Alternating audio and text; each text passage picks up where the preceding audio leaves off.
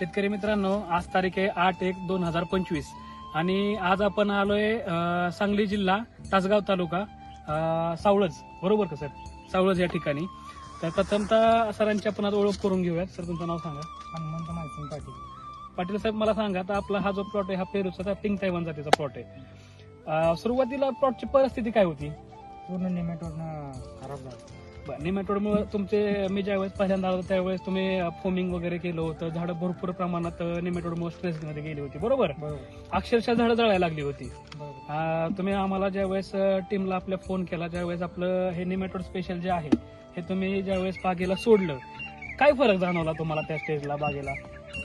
पूर्ण झाड म्हणजे स्पेस म्हणजे पूर्ण थांबली होती. पूर्ण जायची थांबली.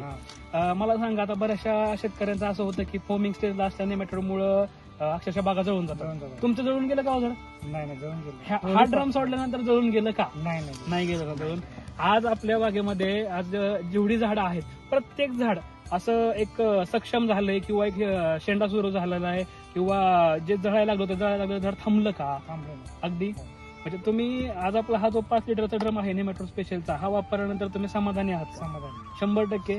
शेतकऱ्यांनी निमॅटोडसाठी हा ड्रम वापरला पाहिजे का? वापरला पाहिजे.